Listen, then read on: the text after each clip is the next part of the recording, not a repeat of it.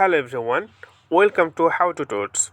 And in this video, I'm gonna share with you how you can stop getting notification from Follow Me on Mastodon app.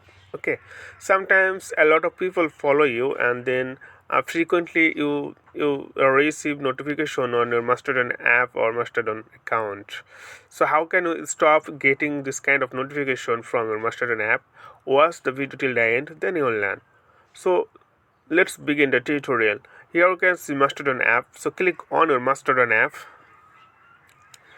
and then you need to click here top right corner on your screen, this one,